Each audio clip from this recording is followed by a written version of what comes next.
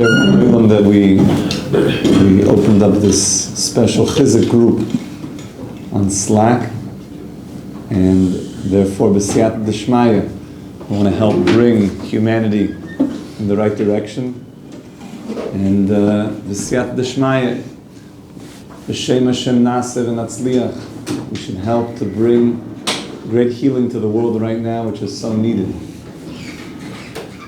Now, what we're going to be learning about today is two parts, basically, as we're ending this Torah on his boidedus. We never end the Torah in the Bachman.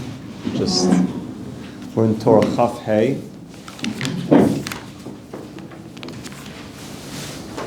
We're speaking about becoming alone with Hashem. And as we got towards the end of the Torah, so look at the end, the last paragraph, Gam Toiv Lasois Me'at Torah Tefillah, a very big topic in Reb Nachman, which is that it's good to make your Torahs into tefillas, to make the Torah that you learn into prayers. And elsewhere he speaks about making your prayers into Torah. That what you learn about does not just remain something that you learn, that you turn the very learning into a prayer. You see what that means? And when you pray about, it doesn't just remain a prayer, you turn that prayer into your learning. And then that very learning that was turned into a prayer, you turn that prayer back into more learning. And we'll speak about this journey that a person goes on, of turning his Torahs into tefillas, and what that means practically and how to do that. So says the Rebbe, Gam toiv masois me'at Torah tefillah. V'hainush kishaloi medoi shoymei eizem maimer Torah. That when you learn or you hear a topic of Torah, now this is an important two words here that I want to go into for a little bit. Mit tzaddik emes.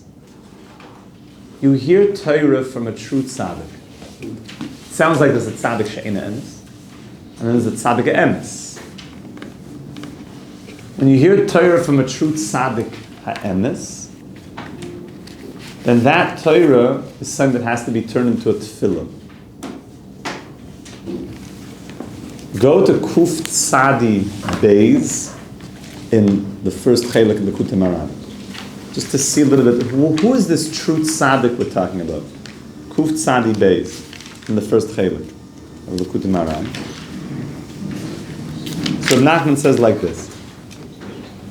Kuf Tzadi Beis, 192 in the first chelek of Likutei Moharan. The Nachman says like this, Da. And remember, when he says Da, no, K-N-O-W, he means I'm taking a Torah from the world of Atzilus and I'm bringing it all the way down to you. I'm taking this concept from a very lofty place and I'm bringing it down to you. And Da means open your heart. Open your heart to what we're about to talk about. Da shedibur emes, a word of truth, sheyotze mepiat tzaddik emes, that comes out of the mouth of a true tzaddik.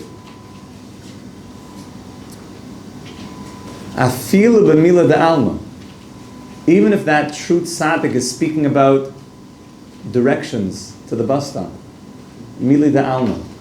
You hear Rabbi Shimar speaking about like whatever he's speaking about. I was there one time in the Ila, and some of the Chevera were like cracking jokes, and the Rebbe was like, like smiling and like laughing, like not answering, but when the tzaddik goes down and he says even things that are mili da'alma, you would think, the tzaddik. One of my first exposures to tzaddikim is there's this vibe that they're always in the vibe with God. You come to yeshiva, my dear friend of Yom Tov Glazer, friend, Rebbe, mentor. So I remember when I came to yeshiva, he spoke about a concept that when you come to yeshiva, you realize people are having this conversation. The conversation. What's the conversation with a capital T? the conversation is the conversation about God. So maybe wherever you were before that, you're on campus, you're in some job, you work for some company, and you're not exactly having the conversation. Most of conversation is around, like your job and getting, meeting deadlines and stuff. I was actually thinking about you as I was mentioning this chick. I was even going to say a certain company. And you get caught in that conversation. It's not then maybe there's a couple guys by the water cooler, having the conversation. But then they have to break it up quick. Nobody should know that we're having the conversation because we got to get back to work. Business as usual. Everything's fine here, boss. Exactly. But then there's these cells that want to have the conversation. What's this all about? But they're aware there's hidden cameras everywhere. If we have the conversation, 1984 stuff, if we have the conversation, we might get caught, and you just gotta, just fall in line, soldier. Wait, what's the conversation we're talking about? God. We're cool with the conversation. So until then, it's just everything's fine here, nothing to see, and just meeting deadlines. It's all good. Right. And all of a sudden, a person, Rabbi Yom Tov Ataka, you come to yeshiva, and the only thing is the conversation. That's all that's happening is the conversation. And you come into these walls, and you're like, you mean it's okay to talk about God here? Yeah, bro. That's all we do. And we do business as well, but that's within the conversation. You know what I'm saying? It's all in the conversation.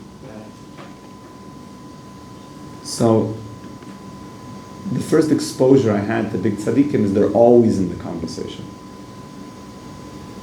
What Reb Nachman here is saying in Kuf Tzadi Beis is there's the tzaddik emes, that even when you think he's not in the conversation, he's whoa in the conversation. Even when you think he's talking business and he is so in the conversation, it's all about God. He just shows you that Hashem can be revealed in all places. So even when he says, Mili da alma, hu yoker medivrei Torah shel tzaddik acher. The tzaddik emes, which is an idea that Reb Nachman is teaching us in our Torah, the tzaddik emes, the true tzaddik. Even when he speaks about things of this world, elections, he's pulling you into a very sacred place that is even more precious than literal words of Torah from another tzaddik. The tzaddik emes is revealing Hashem in everything. That's why when you go to some big tzaddikim, they'll talk to you about stuff in the news.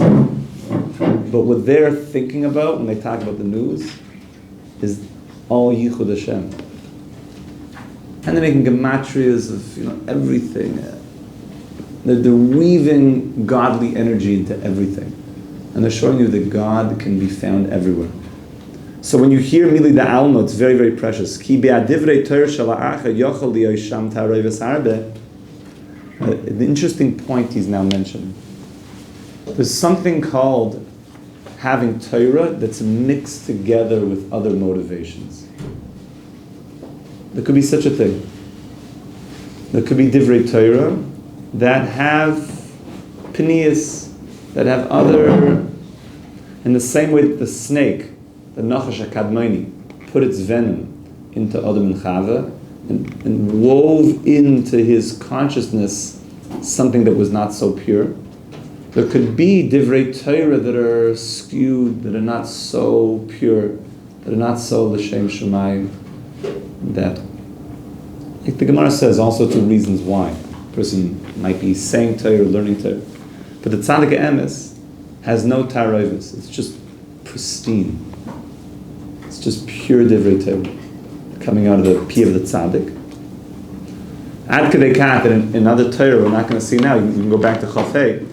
He speaks about that there's certain scholars that have been taken over by, maybe he says even Shaden. Well, tzaddik, he said? Scholars, not tzaddikim.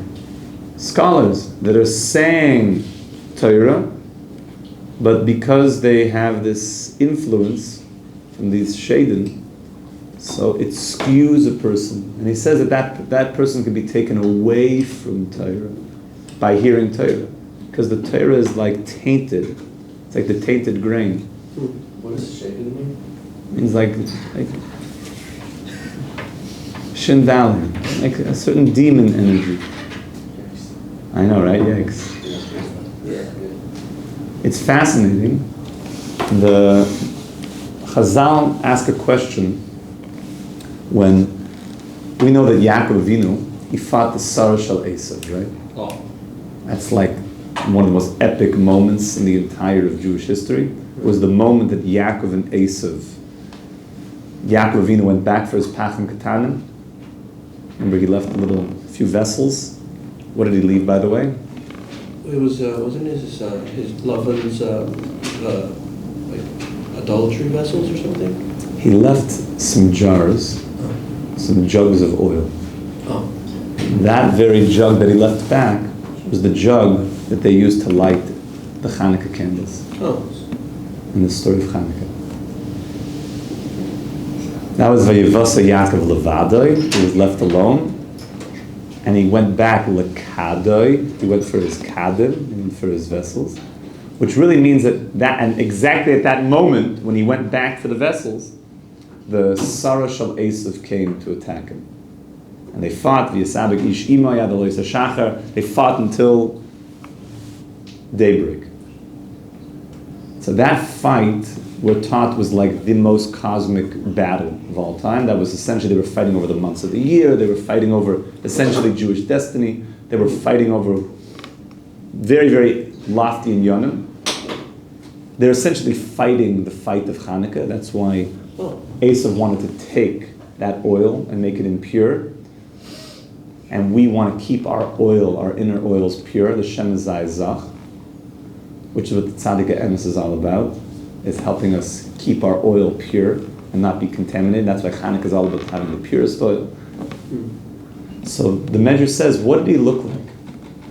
What did the Sarah Shel Esav look like?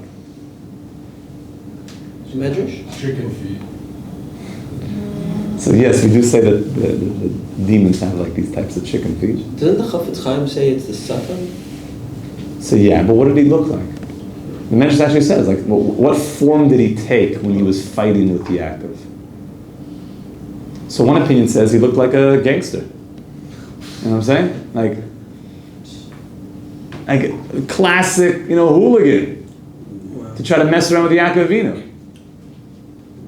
Makes sense. Like some pirate, whatever. All gnarly looking and crazed. Yeah, the Antipaeus look. And that makes sense. Makes sense to me. Another opinion says that he looked like an angel.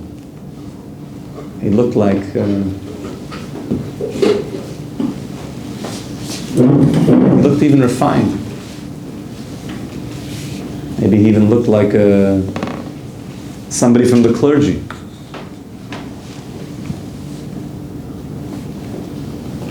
Which is even more deceiving. That he looks like somebody that I'm here to help you, but he's the biggest enemy. One of the most evil people in the Torah was Lavan. Right? Lavan was who? Yaakov Avinu's father-in-law. Lavan means he was white. Means he wore a kittel all day. He wore white robes. He made himself look like a big makubal, like a big Kabbalist. But he was Avi Avoy Satuma. He was the most. The Gemara says that Lavan is Bilam. Really? Yeah. Lavan is Bilam. Bilam, there was none more disgusting than Bilam. And Dafka in the area of Arias, Bilam had relations with his donkey. Everything about Bilam was very... But Lavan takes on this outer look. So Rav Nachman's saying, you want to find the tzaddik ha'emes, the true tzaddik, that he doesn't have any of this psoilus. He doesn't have any of these ulterior motivations. Tzaddik ha'emes. Yeah, then. How can it be possible that Lavan could have such holy, offspring? So the Tanya talks about it. Yeah, that's why, because I was reading a little bit about it yesterday. So the Tanya talks about it and basically says that the neshama, the essence of the neshama, comes from a very, very lofty place and is not dependent on who the parents were. The Rabbi Moshe Wolfson, blessed memory, in his Parish on the Tanya speaks about Avram Avinu. Avram Avinu, I mean, how did Terach be zoicha to an Avram Avinu? Terach was big time avodah zarah. Right. How is he zoicha? He was a ben nida. He was born in not a state of purity, and he becomes the first Jew. Wow, that's crazy. How is that possible? So he says that the soul comes from a very, very lofty place.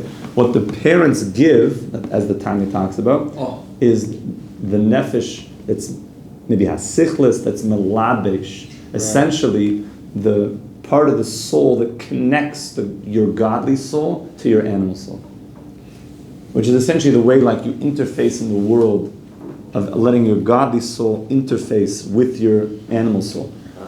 And therefore, it's important that you give your kids a good garment. Otherwise, it's hard to feel mitzvahs and feel into it. But that was exactly the point: is that Avram Avinu had struggled. It says that David Melech also had a bit of a challenging interface soul, because at the time that he was conceived, his father thought that there was a different woman, as the Gemara speaks about. So, that a lofty soul comes down, Hashem decides. Now, by the way, the Sfarim talk about that sometimes Hashem will send a very lofty soul down into the world, exactly not through the most uwa parents, because that's a way that the klippas become deceived. We're going to send this very lofty soul down into the world through not exactly the holiest place for him to grow up. Exactly that they're under the radar. So exactly for that reason, that we're going to be moitzi, the yoiker, that we're taking this very precious thing. Where do you get gold from and diamonds? You mine them out of pretty dirty places. So exactly in that way, that Lavan, is a home for a Rachel and a Leah. Could you imagine? A Rachel and a Leah Imenu. You know how pure those women are? This is like the holiest women of all time. From a Lavan? Yeah. From a Lavan. Yeah. Wasn't Moshe also?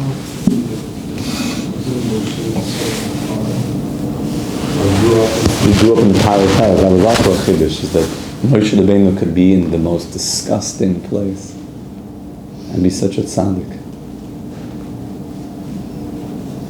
So here the tzaddik emes, Moshe Rabbeinu is the tzaddik emes.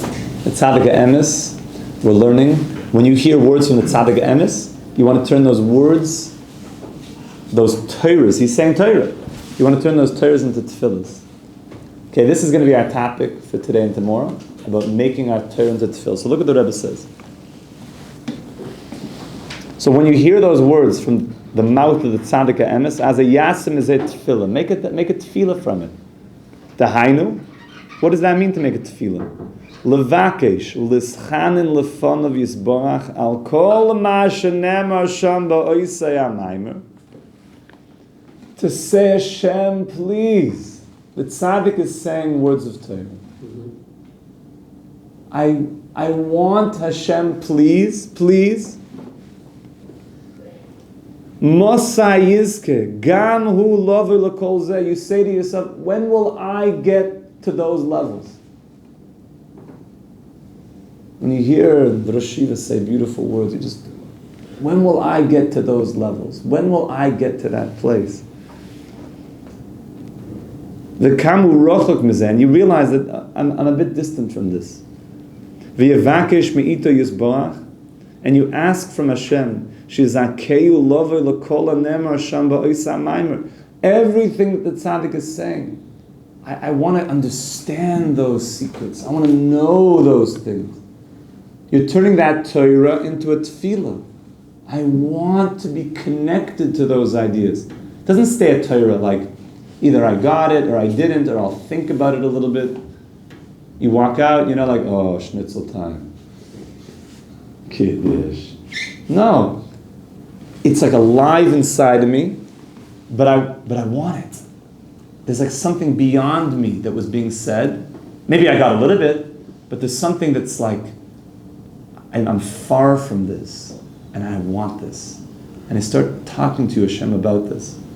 You walk out of shir davening. You don't walk out of shir in learning.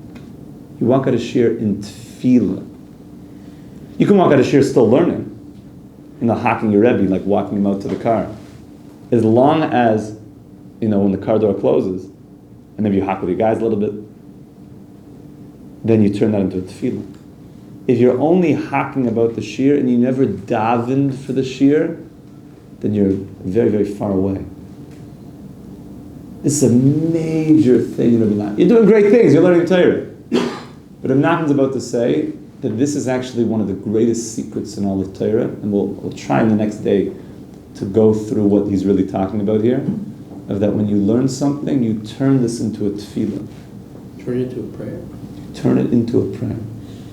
So the first part of turning it into a prayer is saying, Hashem, there's things here that are being said that I know are beyond me.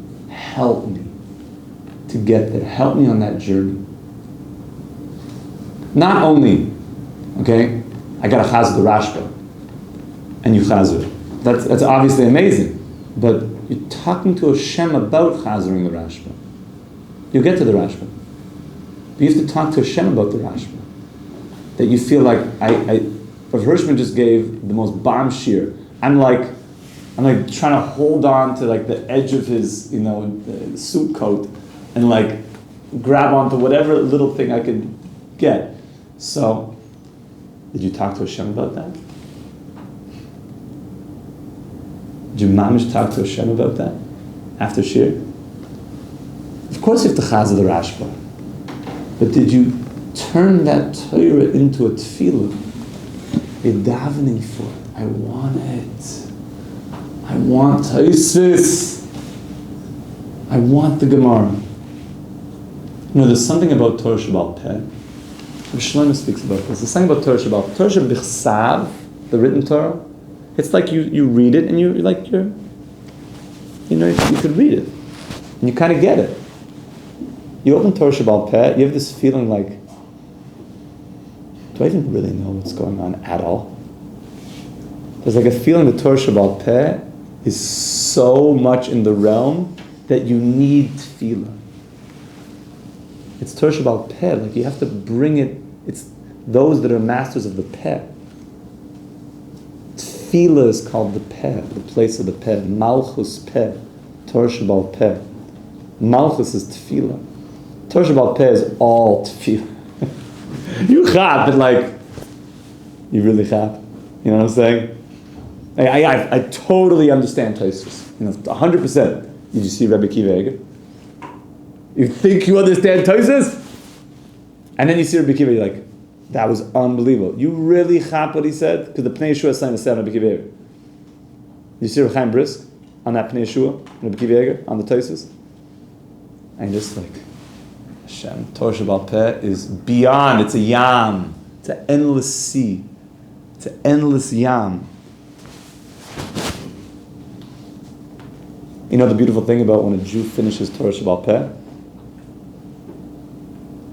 Go back to the beginning. Name is like Kornish Shema Ba'arvin. We know. Even in Torah Shabbal Chsav, we do the same thing. So we're really saying, you think we understand Torah Shabbal Chsav? This is a godly transmission that was given to us at Har Sinai. That if it just stays Torah, and we separate, I have my times of the day that I daven. I'm Yotzi. And I have the times of the day, I have my Seder times, and I have my davening times, but it's like two things. Rabbi Nachman's saying you have to turn your Torah into tefillah. And elsewhere he's going to say turn your tefillahs into Torahs. Are you davening for your Torah? Are you making your tefillahs into Torah? Let's talk more about what this really means. So Rabbi Nachman says like this. Shizakeyu lovay l'kol hanemer sham ba'ois hamarim v'amaskil v'achofetz be'emes. And a wise man, and somebody who really wants what I'm talking about. A person who really wants. Meaning you feel there's something here Rabbi Nachman's telling us. That to turn my Torahs into tefillahs, and I'm like being touched in my soul. That there's something here that I feel is. I want this. I want to know Torah, and I want to talk to God about wanting Torah, and I want to move on this journey because the journey towards the infinite is an infinite journey. Long-term relationships, boys. You into a long-term relationship? Yeah. It's like boy meets girl, like, you want this to be a long-term relationship? Yeah, how about for eternity? You know what I'm saying? No short-term relationships here. No, it's like a fling, whatever. I'm sorry. This is long-term relationships. Into eternity.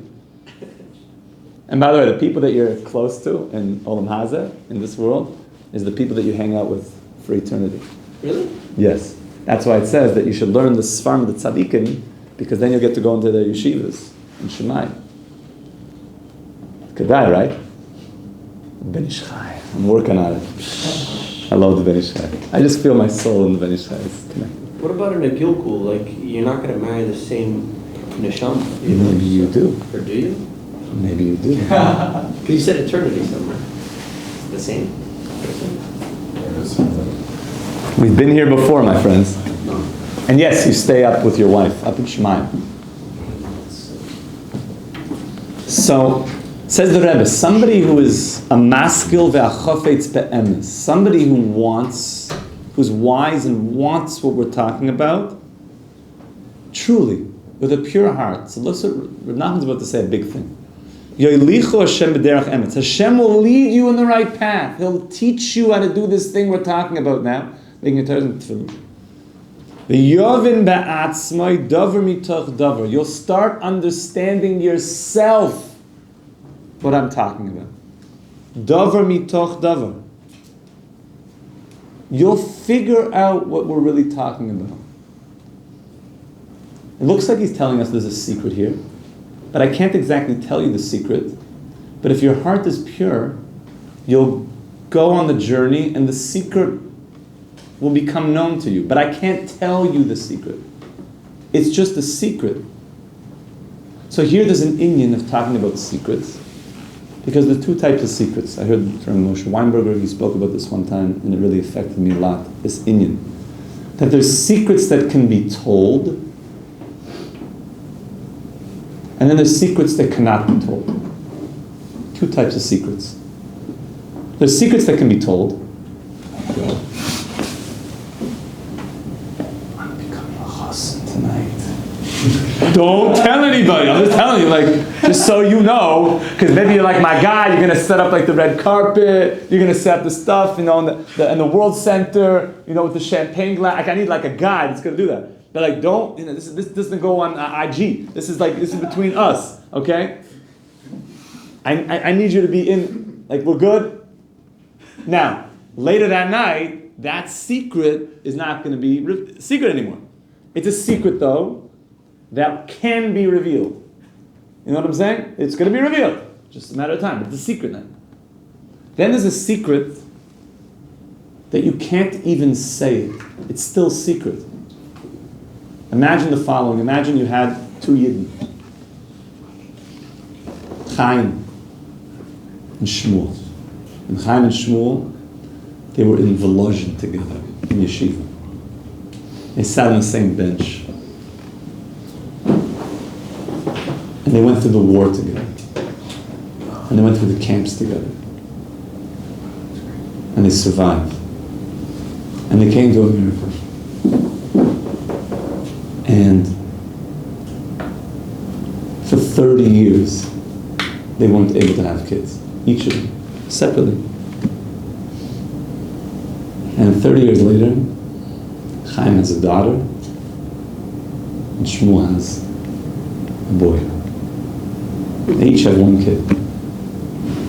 Just 30 years. Now imagine, X number of years later, 20 years later, they're in Shidduchim, they're looking, each one's finding, and they don't get married for a long time. They become 30, 35. And then after all that time, the two of them return together, and Chaim's daughter and Shmuel's son get engaged. And could you imagine, at that wedding, Chaim and Shmuel, they're like old men right now. And after all these years, very old men, all these years, their kids, that they were on benches together in Volozhin through the war, and now their kids are getting married. And now the music is popping at the wedding. And Chaim and Shmuel are dancing together in the center. If you were to ask them, could you please tell me the feeling of happiness that you're feeling right now? Can you explain that to me, please? I see that you're quite happy at this moment. Could you verbalize that, please? So, could Chaim and Shmuel express that? Is there a way that it could be expressed? Even if you could, it would still remain a secret what they're really feeling. That's a secret that cannot be told. It's just a secret. It's something so deep and profound. It's like the bride praying under the chuppah, the chassan praying. There's a secret feeling that will remain a secret. It's just a secret. It can't even be expressed. So Reb Nachman's talking about this second type of secret, I think, is that he's saying if you're really going in the pure path of trying to be close to Hashem in this idea of turning your Torahs into tefillas, I can't exactly tell you what's about to happen to you because it's a secret. But if you go on this path, things will start to be revealed to you. You'll start to be mevin davar mitoch davar. You'll start having a very deep relationship with Hashem that I can't even tell you. He just says, you'll understand yourself. And you probably won't be able to tell somebody else either. You'll be able to tell them that they'll understand also. Because that secret will be exclusive between you and God. And you have to know that there's things in this world that are very exclusive and secretive. And that it's between you and God. And that it's okay that it's just between you and God. And that you have that secret world. Remember, we're talking about Hisbodedus here. Hisbodedus is your private, secret world with God. Even your wife won't understand that secret. Your kids. Of course, you love your wife and you share many secrets with her. But this is to be mitboded. And she'll have her own secrets with Hashem. And these are secrets that, even if part of it could be revealed, but there'll be a higher secret that won't be able to be revealed. But there'll always be something, these are areas of life that will remain secretive. Like if somebody's drinking something, and like, bro, what are you drinking? Like, it's a secret. I don't know, is it like just orange juice? You know. Say it, like it's orange juice, right? Yeah. Like it's not so mysterious. You're like, don't be that mystery guy. Like what are you drinking? Like, if only you knew. No, is it orange juice or what is it? I don't know. It looked good. Is it pulp? It's pulpy. It looked good. Like I could use some of that. That's what I'm asking. Like, don't be all like mystery man on me here. So, but there are things that are actually a secret. That inner place with you and God. It's a very secretive place. That's why I love this art. Is that this art, be'emes, This art is like pulling you into the secret without telling you the secret. Oh. It's pulling you to that secret place. What's under the water, Rebbe? What's that? Under the water?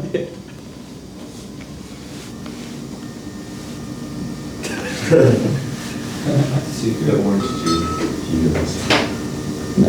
I'm sure there's fish and stuff down there, but it looks pretty pristine. But what's in the waters of that person's tears? What's in the water of his heart? Oh. Those are secrets. Those are secrets that can't be put on paper, that can't be revealed. It's just like Chaim and Shmuel when they're dancing together. Even if they would say the words to that probably annoying person with a microphone, like, can you please explain to me the feelings that you're having right now? It's like, they could probably say a few things, but like, whatever would come out wouldn't be the whole story. Because even if you talked about it, it would still remain a secret. It's important for you to know that there should be areas in your life that are the secret, special connection with you and God. And because God is infinite, it means that there's going to be things that are secretive, that are beyond. And that's why really a lot of the secret connection of the Jew to God comes through Torah Shabbal Peh, Gemara. Because you know the whole thing is so much like in secret. It's so shrouded in that which is the beyond. It's really when you enter the world of Torah Shabbal Peh. Torah Shabbal Peh keeps you up at night. It says Torah Shabbal Peh is really meant to be learned at night. Torah Shabbal Shabbos for day, Torah Shabbal Peh. And everybody knows that night Seder in yeshiva, every Seder has like a time. Night Seder has no end. Night Seder starts, there's no end time. Because night Seder is about you're just pushing into the night. You're just pushing Torah Shabbal Peh. At the time that the secrets come out, is you're in a world that's the beyondness.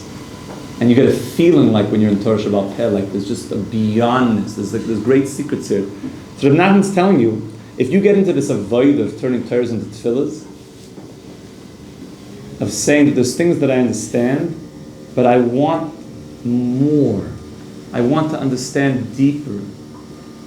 That journey of going and making your Torahs into tefillas will reveal secrets to you that I can't tell you about, that you'll start to experience them yourself.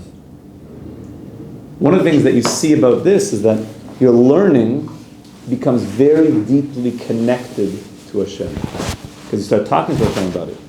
There's one thing to learn Torah, even though it's Torah's Hashem, but if you don't talk to Hashem about it, something is missing.